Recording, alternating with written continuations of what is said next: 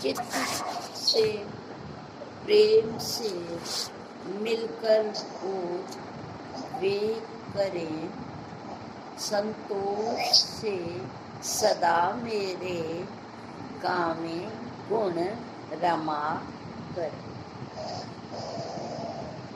इस श्लोक से पहले एक पंक्ति के द्वारा अपनी बात शुरू करूंगी कि राम राम तो सब कहें, राम राम तो सब कहें, राम बसत उर नाही। जबान से तो हम सब राम राम की रट लगाते हैं, परंतु राम हमारे हृदय में बसता नहीं है, निवास नहीं करता। हम राम को कृष्ण अथवा किसी भी अवतार को मूर्ति तो समझते हैं, पर मूर्ति मान नहीं समझते, यानी उन्हें जीवंत नहीं समझते। इसलिए जैसे जैसे जिस साधक की भावना होती है, उस भावना से वो पूजा करता है अपने भाव के अनुसार, क्योंकि उसको पता है इस मूर्ति ने मुझे कोई प्रतिक्रिया देनी ही नहीं। तो इसलिए भगवान कह रहे हैं कि राम को राम रूप में जानकर उसे राममय हो जाना ही वास्तव में बोध है। अब वो बता रहे हैं राम केवल जबान में ही ना रहे, एक हम उसे मूर्ति ही ना समझें, वो एक जीवंत मूर्तिमान होकर हमारे रोम रोम में बस जाए। इसके लिए भगवान बता रहे हैं कि कैसे आपको अभ्यास करना है। फिर वही पुराना परंतु सार्थक और प्रसंगानुकूल श्लोक कि रखना मन मेरे में, सौंपना बुद्धि भी मुझे, ऐसा करने से पार्थ मुझ में मिल जाएगा। तो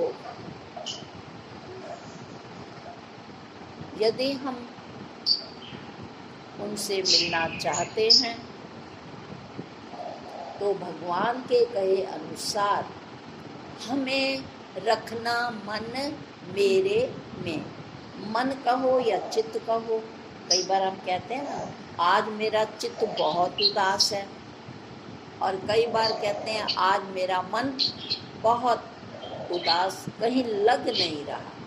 तो चित्त कहिए या मन कहिए, तो भगवान कहते हैं रखना मन मेरे में, यानी अपने चित्त को मुझसे जोड़ दो।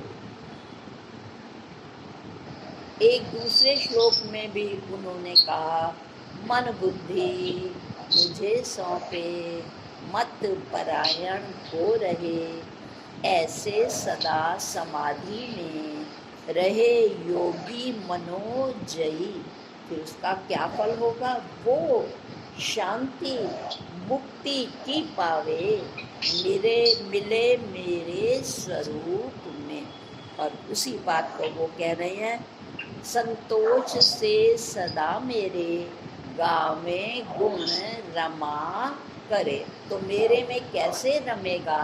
रोम रोम में राम का निवास कैसे हो सकेगा जब वो अपनी मन और बुद्धि को मेरे समर्पित कर देगा। तभी किसी संत ने कहा तुम मुझको पुर आंगन दे दो, मैं अमृत की वर्षा कर दूं। अरे अपना हृदय मुझे समर्पित तो करो, मैं तुम्हें अमर तत्व का ज्ञान दूंगा, मैं तुम्हारे हृदय में अमृत की वर्षा कर दूंगा। तो गुरु तो तैयार हैं बताने को, समझाने को, ईश्वर तैयार है अपने में मिलाने को, पर हमारा चित्त ही तो खाली नहीं है। कोरे कागज पर ही लिखा जा सकता है। ऑलरेडी जिस कागज पर पहले से लिखा हो उस पर कुछ नया लिखा जा ही नहीं सकता। तभी तो पहले भी कुछ प्रसंग में यही बात बताई थी कि प्रभु आए और जाकर आकर जाने लगे। मैंने पकड़ा हाथ ये कहते हुए कि आप आए और फिर क्यों जाने लगे। दामन छुड़ाया यह कहते हुए मैं कहाँ बैठूं जब तेरे दिल में गैर हैं बैठे हुए। तो जब हम गैरों की महफिल अपने हृदय में बसाएंगे तो क्या अपने हमारे निकट आएंगे। जब हम गैरों से अपना संबंध जोड़ेंगे, स्वाभाविक है अपने हमारे हमसे संबंध तोड़ लेंगे कि जब ये दूसरों से इतनी पक्की दोस्ती रख रहा है, इसका मतलब है इसे मेरी ज़रूरत नहीं। तो इसलिए भगवान कहते हैं कि यदि मुझसे जुड़ना चाहता है, यदि तुझे कुछ ना कुछ चित्त में अभाव खटकता है, तो अपने चित्त को समर्पित करना ही पड़ेगा। और यदि तूने अपना चित्त मुझे समर्पित कर दिया तो फिर मैं उस चित्त में राम नाम लिख दूंगा। फिर तेरा चित्त, पहले तेरा मन राम राम से भरपूर हो जाएगा, तो तेरे रोम रोम में अपने आप राम बस जाएगा। तो भगवान इसमें हमें ये बताने की कोशिश कर रहे हैं कि बोध तो हमें दिया जा रहा है, बोध प्राप्त करने के बाद भी हम बुद्धू क्यों बने हुए हैं, बोधा क्यों नहीं बन रहे। क्योंकि हम चित्त लगा करके, चित्त समर्पित हृदय से उस विद्या को ग्रहण कर ही नहीं। इसलिए भगवान कह रहे हैं कि अपना चित्त मुझे समर्पित कर दो। दूसरा वो कह रहे हैं प्रेम से मिलकर।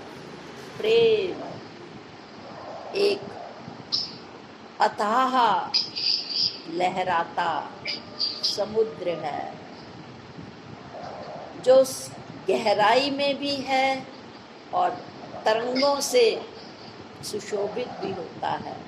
जिसने अपने हृदय में जहाँ बहुत से भयानक जीवों को स्थान दिया है, वहाँ मोती उगलने वाले सीपी भी वहाँ मौजूद हैं। इसी तरह कहते हैं कि गुरु क्या हैं, प्रेम के अथाह सागर हैं। तू गुरु से प्रेम कर, उनके प्रेम के सागर में डूब जा, तो वो तुझे अपना प्रेमी बना देंगे। हमारे उपनिषदों का मंत्र, शुरू का ये मंत्र है, सहनो अवतु सहनो भुनक्तु सह वीर्यम करवा। हम गुरु और शिष्य साथ साथ इस विद्या को ग्रहण करें। इस विद्या को शिष्य गुरु से प्रेम पूर्वक ग्रहण करे और फिर उसमें अपना अभ्यास अपनी मिठास भरकर फिर उसको आगे बढ़ाए। तभी तो कहा गया ना, गुरु शिष्य की आत्मा, शिष्य गुरु की देह, और जीव देहवत होत है, गुरु शिष्य में नेह। जब तक गुरु के प्रति हमारा स्नेह नहीं होगा, संसार से हम चिपके रहेंगे। गुरु क्या है?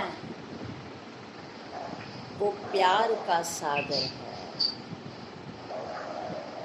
तो यदि उस सागर में हम प्रेम के सागर में डुबकी लगाना चाहते हैं तो क्या करना पड़ेगा? उनके साथ जुड़ना पड़ेगा। शिष्य की आत्मा गुरु है।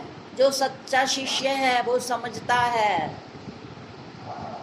कि ये जानना जरूरी है कि गुरु बिन मेरी जिंदगी अधूरी है। उसकी आत्मा है गुरु। और शिष्य गुरु की देह। गुरु को जिस तरह देह से हम हर तरह का काम करते हैं, तो शिष्य का क्या कर्तव्य है? वो गुरु की देह बने, वो उसकी आत्मा बने।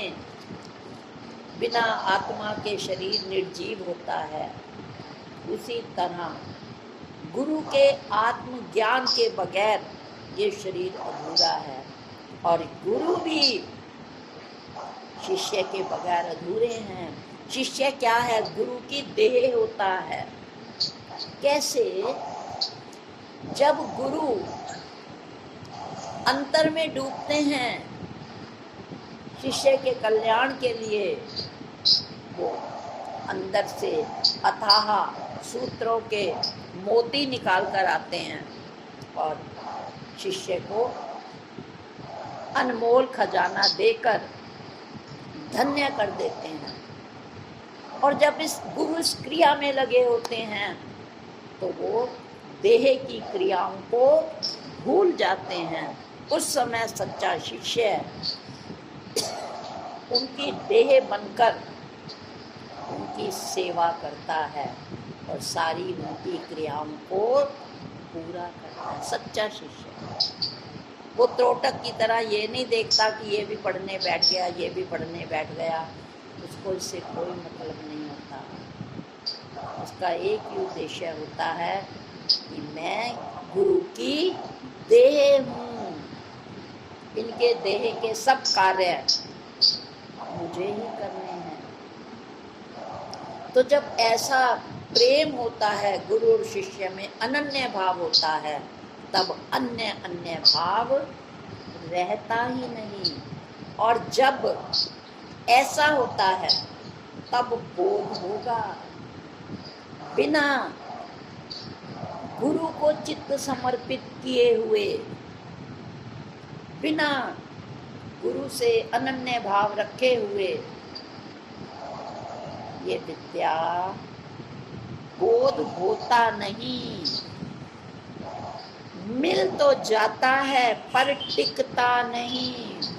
देखते हैं ना, जब हम कोई ऐसी चीज छीलने लगते हैं, मिर्च है, अरबी है, उससे पहले हम हाथ पर तेल लगा लेते हैं कि मिर्च की चिकनाई या अरबी का वो सिलसिला लचीलापन या उसका खुरदरापन हमारी उंगलियों को नुकसान ना पहुंचाए, तो हम उस पर तेल लगा लेते हैं।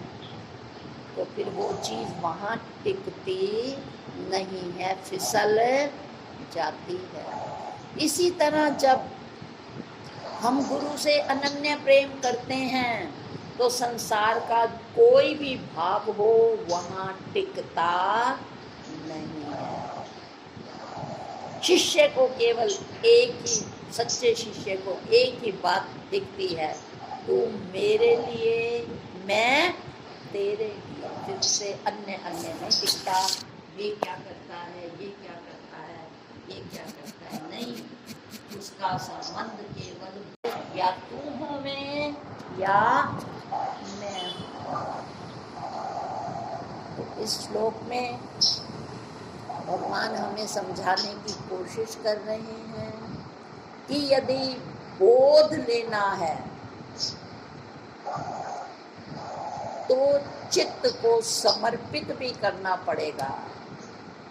जब स्कूल में बच्चे को दाखिल करते हैं ना, तो हम बच्चे को स्कूल की टीचर्स पर समर्पित कराते हैं।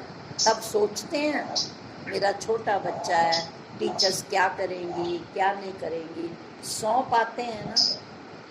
और यदि वो कुछ करती हैं और अगर हम उसमें हस्तक्षेप करते हैं तो वो कहते हैं कि फिर ऐसा नहीं हो सकता, अगर आप हर बात में हस्तक्षेप करेंगी तो ऐसा करिए, बच्चे का नाम कटा लीजिए।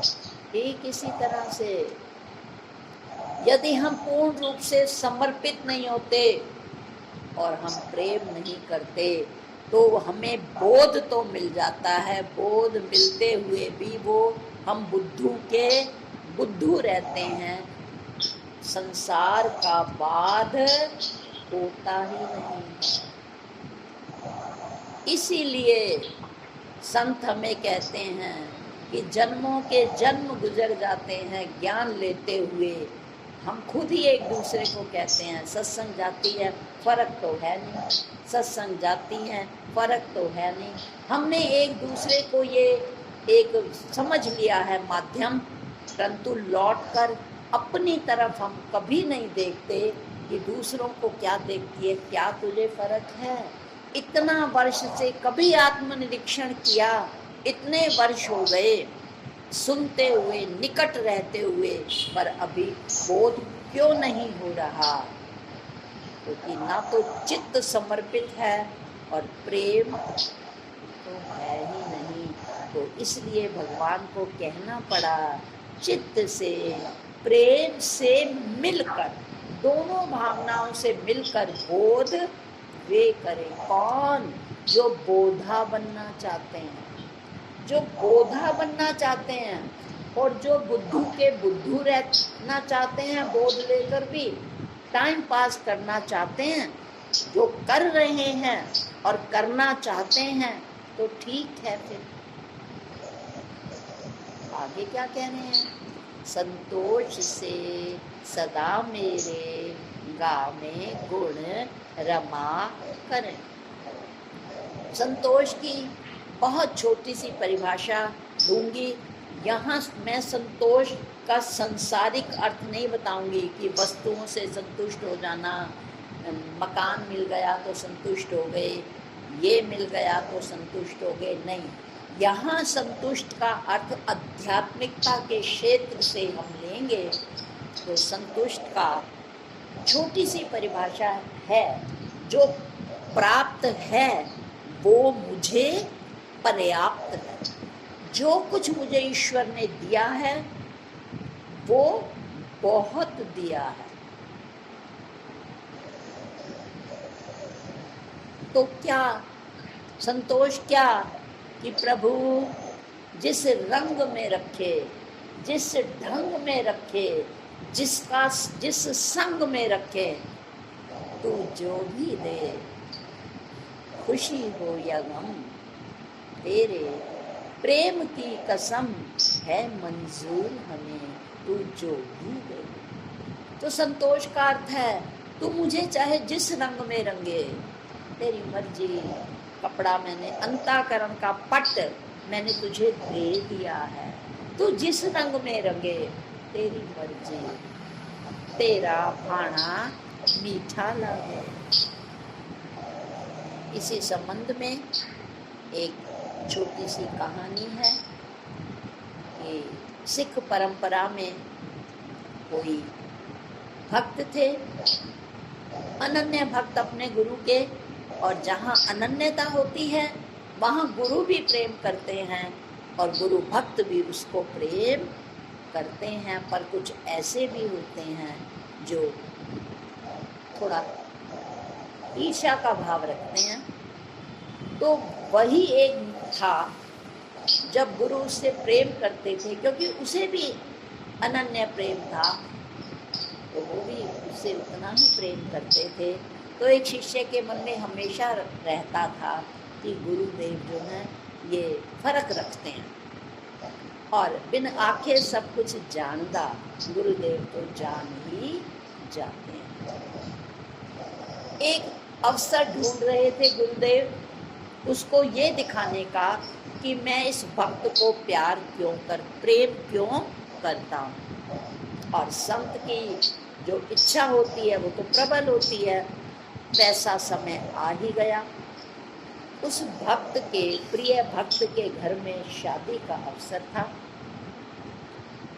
उसने गुरु से आज्ञा मांगी कि आपसे दूर रहते हुए मुझे जो कष्ट होगा वो तो मैं ही जानता हूँ, पर एक जो है गृहस्थ की परंपरा है, उसके लिए गुरुदेव मुझे 4-5 दिन का जो है अवकाश चाहिए कि मैं गृहस्थ की परंपरा और मर्यादा का निर्वाह करके मैं तुरंत लौटूंगा।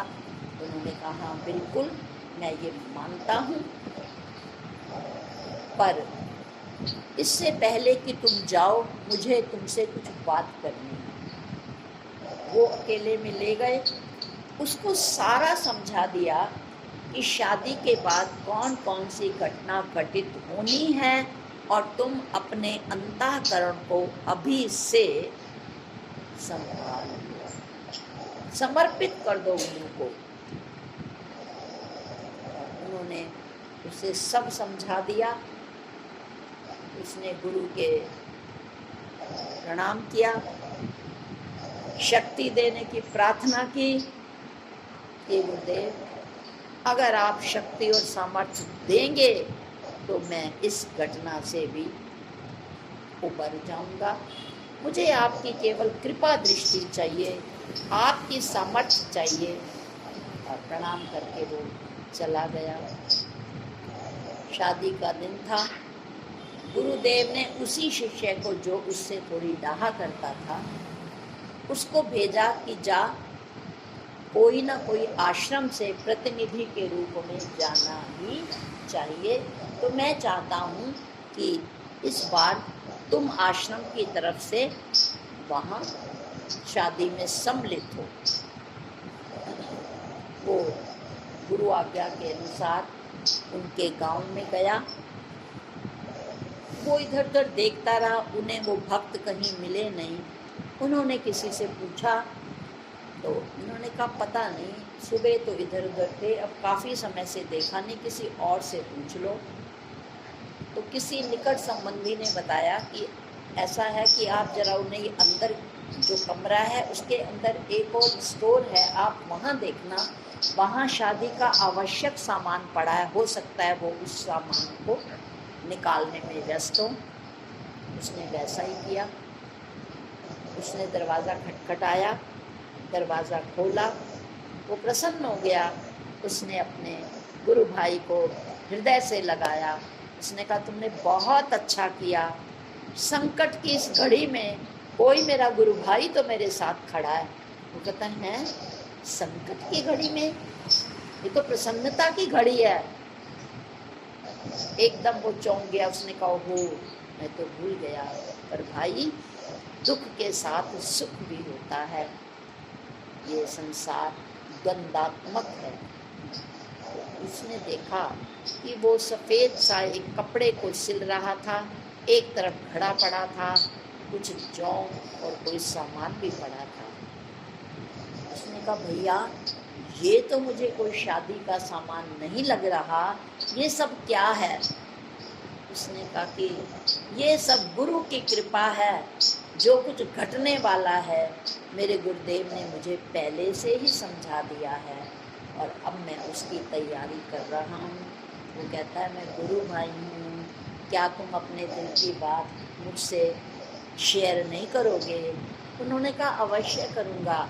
इस दुख की लोगों के लिए सुख है, पर मैं अब आगे आने वाली घड़ी को देख रहा हूँ, उसके लिए बहुत अच्छा है कि अपने गुरु भाई को देखकर मुझे गुरु की और गुरु के सूत्रों की याद आती रहेगी। आखिर भैया माजरा क्या है?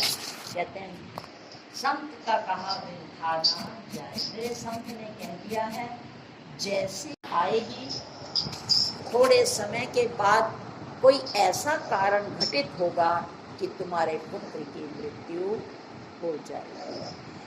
तो इसलिए मैं अपने गुरु के कहने और उन्होंने जो मेरे अंतःकरण को पहले से तैयार किया है उसके अनुसार मैं शव यात्रा की तैयारी कर रहा हूँ। बाकी लोग बारात की तैयारी में हैं, एक अकेला मैं ही हूँ जो शव यात्रा की तैयारी में लगा हूँ। मेरे गुरु का लाखों लाख शुक्र है, उसने मेरे गुरु भाई को भेज दिया। अगर मैं डगमगाने लगूं तो आप मुझे संभाल लेना। ये कहकर बड़े प्रेम से उसने अपने गुरु भाई को गले लगाया और फिर से वो उसी कपड़ा सिलने की प्रक्रिया में लग गया। जल्दी जल्दी से उसने उस कमरे को ताला लगाया और फिर दोनों गुरु भाई शामिल हो गए बारात में। बड़े आनंद से सब नाच रहे हैं, गा रहे हैं। वो भी सब में मिलजुल कर तटस्थ होकर, तटस्थ भाव से वो बारात संबंधी सभी क्रियाएं कर रहा है। समय आया, डोली घर में आई। अत्यधिक शोर के गुल के कारण दूल्हे ने कहा मेरा सिर बहुत चकरा रहा है और मेरे सिर में दर्द है, मुझे अकेला छोड़ दो। और वो सजग हो गया कि मेरे गुरु ने जो कहा था वो थोड़े समय में होने ही वाला है। लोक मर्यादा के अनुसार डॉक्टर बुलाए, सबने अपने अपने ढंग से इलाज किया और अंततः उसके प्राण पखेरु उड़ गए। बाहर हाहाकार मचा हुआ था पर वो गुरु भाई शांत था। वो चुपचाप सुख की क्रियाओं में वो जिस रूप में सम्मिलित हुआ था उसने वैसे ही पुत्र को दुख की उस घड़ी में सहज रूप में विदा किया। और जब उस भक्त ने देखा उसने कहा वाकई मैं बहुत गलती पर था। मैं कहता था कि गुरु इससे इतना प्यार क्यों करते हैं, गुरु में ऐसा पक्षपात क्यों है। मैं जान गया कि तेरी और गुरु और शिष्य की आत्मा एक है और जैसा जैसा गुरु ने समझाया था तूने वैसा वैसा किया। तू दोनों परिस्थितियों में सम रहा और ईश्वर को समता ही पसंद है। तो उस गुरु भक्त ने कहा प्रभु तेरा भाना मीठा। तो कहते हैं जो साधक होता है वो भगवान जिस भी रंग में उसे रखे वो अपने अंतःकरण को बेरंग नहीं होने देता। कहता है कि तेरा भाना मीठा। अब आइए ढंग, रंग और ढंग लगभग मिलते हैं। तो उसमें यही ढंग में भी यही बात है कि जिस रूप में जिस ढंग से प्रभु रखे जो साधक है उसी ढंग में उसी रंग में वो संतोष का अनुभव करता है। इसके लिए गुरु नानक देव जी के उसमें एक शब्द आता है जिथे राखे जिथे राखे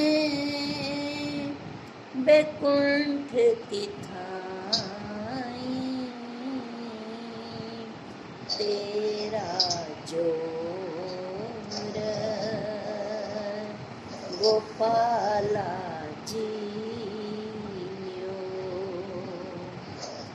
मन तन तेरा तन भी तेरा तू ठाकुर स्वामी प्रभु में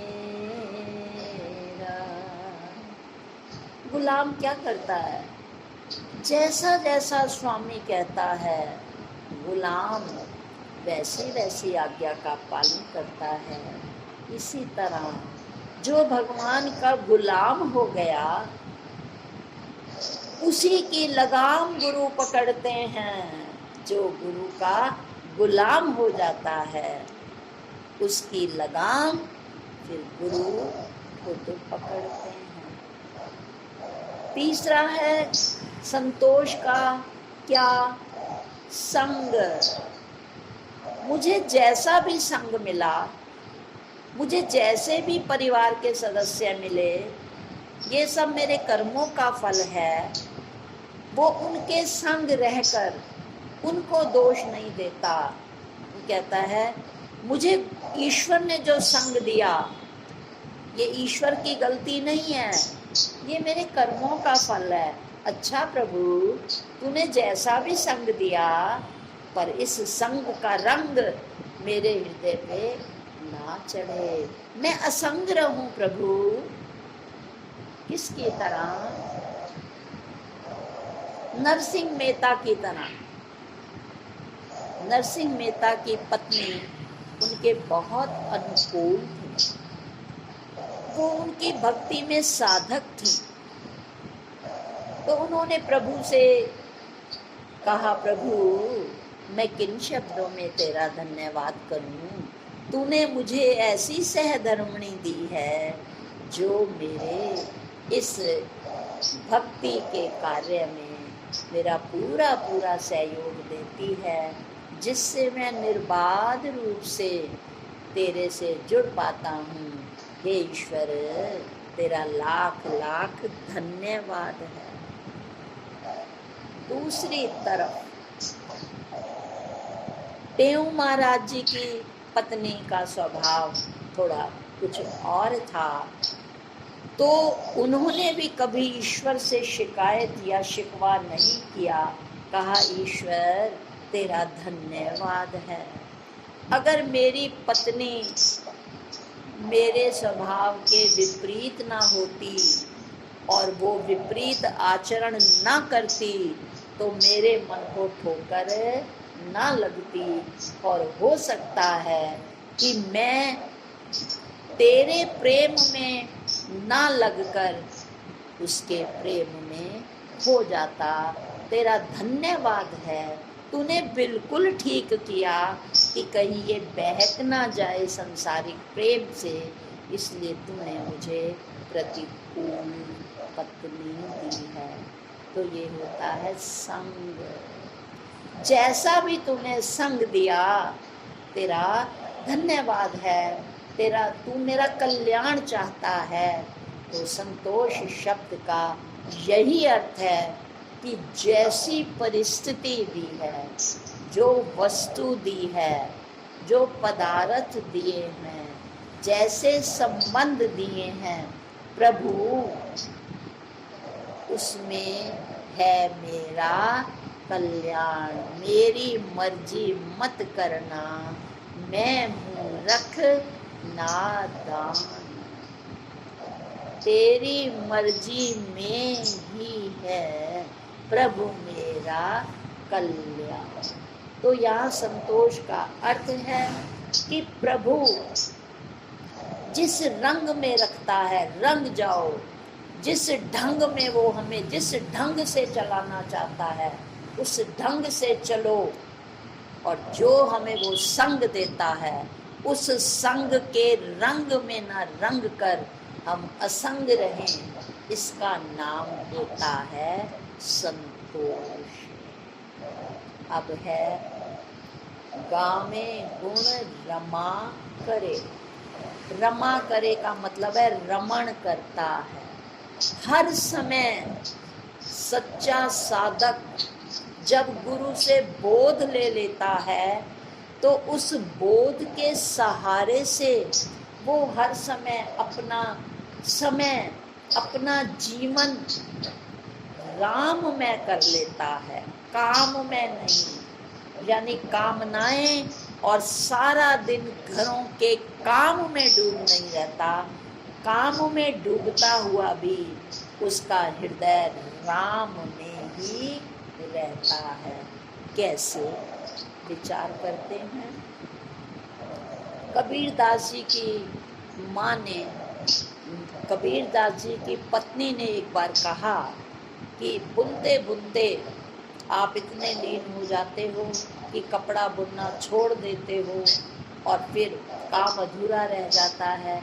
जब तक आप जो आपका जुलाहे का काम है इसे पूरा नहीं करेंगे, कपड़ा बनेगा नहीं, बाजार में बिकेगा नहीं, तो कहाँ से धन आएगा, तो हमारा जीवन कैसे निर्वाह होगा। तो उन्होंने बड़े भोलेपन और प्रियता से क्या कहा कि तागा मुख माही, जब तागा मुख माही, राम नाम ये जपत नाही। जब तक धागे का मुंह, धागा मेरे मुंह में होता है, एक उसका सिरा हाथ में होता है और एक सिरा मुंह में, तो फिर ताना बाना बुना जाता है। तो उन्होंने कहा प्रिय, जब तागा मुख माही, राम नाम मुख निकसत नाही। जब तक ये धागे की तंद मेरे मुंह में रहती है, उस समय मेरे मुंह से राम नाम नहीं निकलता। तो बता, और बिना राम के तो मेरा काम हो ही नहीं सकता। बता फिर मैं क्या करूं। तो कहते हैं ये संतों का जीवन है। वो काम और कामनाओं को महत्व नहीं देते, वो राम को महत्व देते हैं। उनका जीवन काम में नहीं राम में होता है, यानी उनकी मुख्य वृत्ति राम में होती है और गौण वृत्ति काम में और कामनाओं में होती है। आइए दूसरा उदाहरण देखते हैं। एक बार गुरु नानक देव जी जब अपने ध्यान से उठ करके बाहर आए, उनकी माँ ने भी यही कहा, क्योंकि देखिए संसार में तो काम और धन की भी जरूरत होती है। काम करेंगे, काम चलेगा तभी धन आएगा, और धन आएगा तो परिवार का निर्वाह होगा। तो ये स्वाभाविक ही है। उनकी माँ ने भी यही कहा कि बेटा, जब तू देखो तू ध्यान में लगा रहता है, तेरे पिता बार बार तुझे समझाते हैं, खेत पर जाने के लिए कहते हैं, अन्य कामों के लिए वो तुझे पैसा देते हैं, वो पैसा तू कहीं कहीं संतों की सेवा में लगाता है, तो बता कैसे चलेगा। उन्होंने कहा माँ, जैसे तू कह रही है ना कि तू ऐसे काम करता है, ये कैसे चलेगा। तो मेरा मन कहता है अगर मैं संसार निर्वाह में ही लगेगा तो मेरा राम का काम कैसे चलेगा। बता माँ, मैं कैसे करूँ। आखा जीवा विसरे मर जाओ। तू चाहती है तेरा बेटा मर जाए, मैं राम बगैर माँ रह ही नहीं सकता। तू बता मैं क्या करूँ। ये होता है जीवन राम में होना। इतना ही नहीं, दूसरी घटना में भी क्योंकि माँ का तो बच्चे के साथ हृदय जुड़ा होता है ना। वो जब जब बुढ़ापे के कारण नींद नहीं आती थी, रात को उठती थी, देखती थी वो ध्यान में बैठे हैं, आकाश की तरफ वो निगाहें टकटकी लगाकर देख रहे हैं, और माँ कहती है क्या बात है बेटा, तुझे नींद नहीं आती। वो कहते हैं माँ, जिसका प्यारा बिछुड़ गया हो, क्या उसे नींद आती है। पपैये की आवाज़ सुन रही है ना, ये पियूं पियूं करके अपनी प्रिया को बुला रहा है। जब एक पपैया अपनी प्रिया के बगैर नहीं रह सकता, तो बता मैं अपने बिछुड़े राम के बगैर मैं कैसे रह सकता हूँ। कोई किसी से बिछुड़ जाए, तू क्या सो सकती है मेरे बगैर?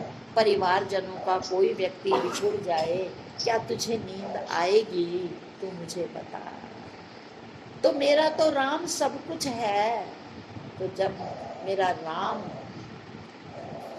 मुझे नहीं मिल रहा, तो बता मेरा काम कैसे चलेगा? देखना, चकवा रात होती है तो कहती है,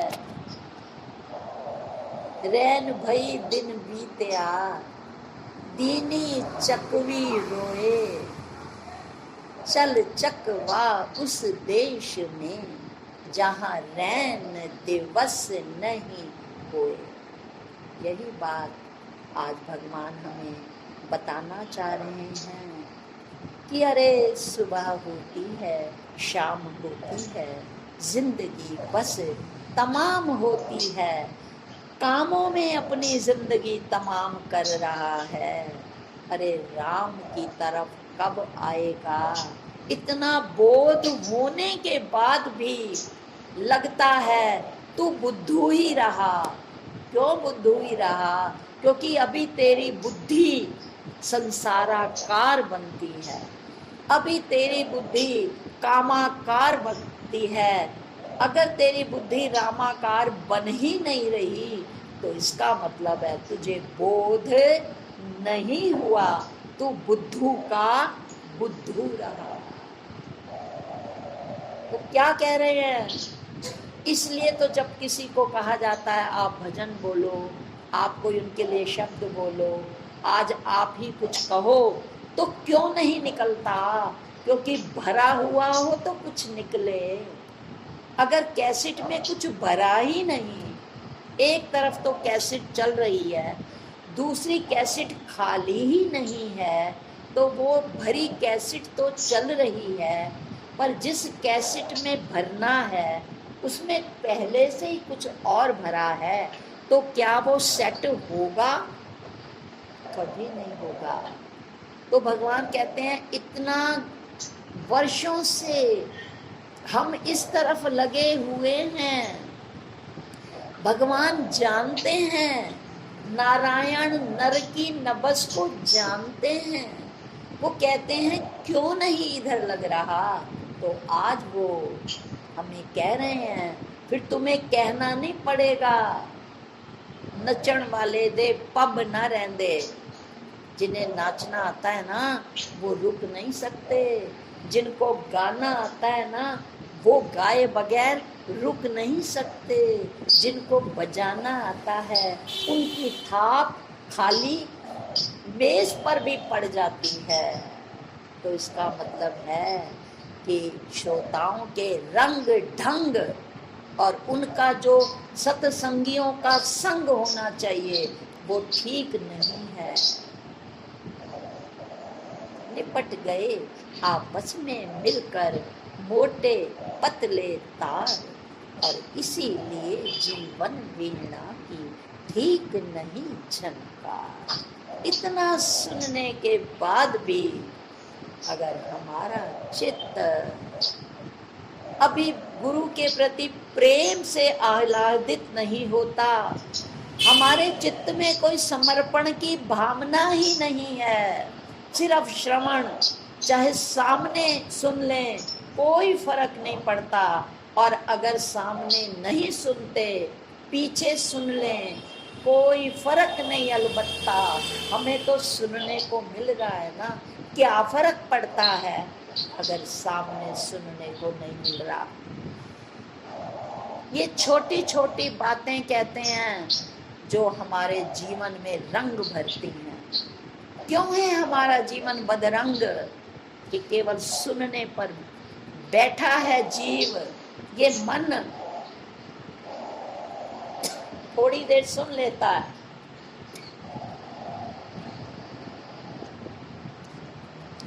प्रियता दिखाता है, पर फिर बाहर माया खड़ी है, फिर वही का वही लौट आता है। पर सच्चा साधक ऐसा नहीं होता। जो सच्चा होगा होगा होगा सच्चा, वो सच कम से कम आज कर कुछ सीख कर जाएगा। क्या इतना प्रेम कभी उमड़ा? केवल श्रवण श्रवण, सामने हो जाए तो हमें फर्क नहीं है, पीछे से हमें मिल रहा है कोई फर्क नहीं है। जब कोई फर्क ही नहीं है लग रहा, तो क्या जीवन में फर्क आ जाएगा? इसलिए भगवान हमारे हितैषी हैं। वो कहते हैं यदि अपना चित्त दोगे, समर्पित करोगे, जैसे संसार को दिया हुआ है, प्रेम मैं जीवन बना लोगे, जैसी भी परिस्थिति है उसमें संतुष्ट रहोगे, चित्त भगवान में रमा रहेगा, तो भला उसके गीत नहीं गाओगे? जब जीवन पलट जाएगा, उलट दीन मोरी नैन पुतरिया, राम नाम के पट दरे, देने को कुछ नाही, क्या दे गुरु संतोषिए, हौस रही मन मान। वो कहता है जो मुझे गुरु ने राम का नाम दिया, मैं उसके बदले क्या दे दूं? मेरे पास कुछ है ही नहीं देने को। अरे कुछ वस्तु पदार्थ नहीं, प्रेम तो दे सकते हो, सेवा तो दे सकते हो। तो यही आज कह रहे हैं, अपने चित्त का कुछ अंश, संसार के हिस्से का कुछ प्रेम, कुछ हिस्सा ही दे दो। जैसी भी परिस्थिति आए संतुष्ट रहो। तब क्या होगा? जब इन बातों का ध्यान रखेंगे तब ही भगवान में मन रमेगा, और जब मन भगवान में रम जाएगा ना, तो फिर होली आए या ना आए, हर दिन गाए होली है।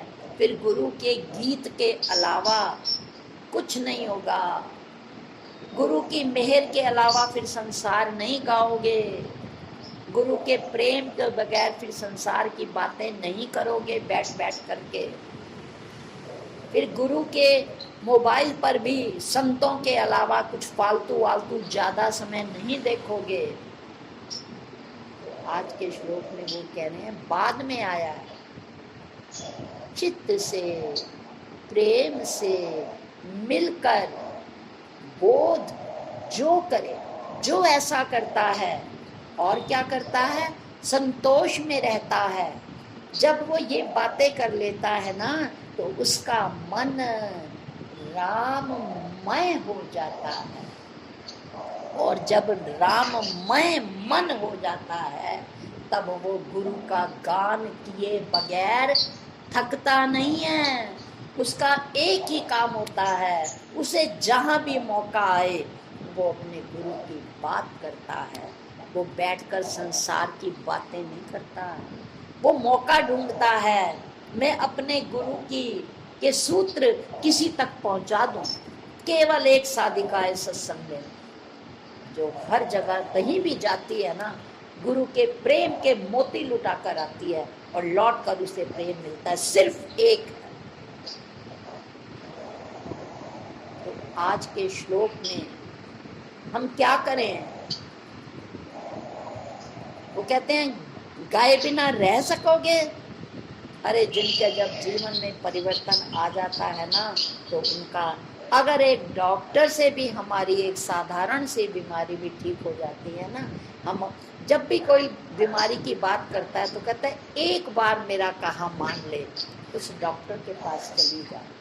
तो भगवान कृष्ण भी हमें ये बता रहे हैं और गुरु समझा रहे हैं कि एक बार तो कहा मान लो, और जब जीवन राममय हो जाएगा तब गुरु के गान के बगैर एक सच्चे शिष्य के पास फिर कुछ नहीं होगा। उसकी जबान खुलती है तो केवल गुरु महिमा के लिए खुलती है, उसकी जबान खुलती है तो गुरु सूत्रों के लिए खुलती है, अन्यथा वो बंद रहती है। तो इन्हीं दो पंक्तियों के साथ अपने गुरु का हृदय से आभार व्यक्त करते हुए मैं यहीं अपनी बात को समाप्त करूंगी। क्या सतगुरु तेरे उपकार किस तरह मैं चुकाऊं गुरु।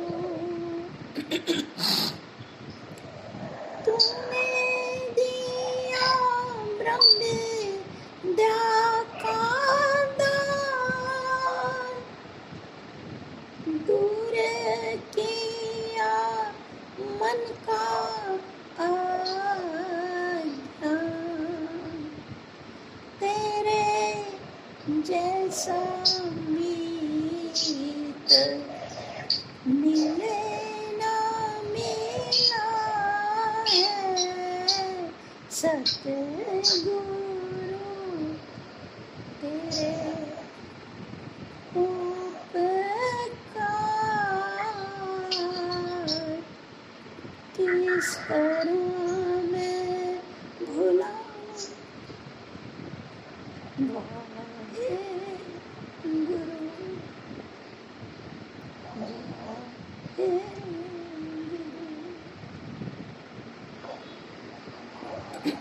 ओम शांति शांति शांति।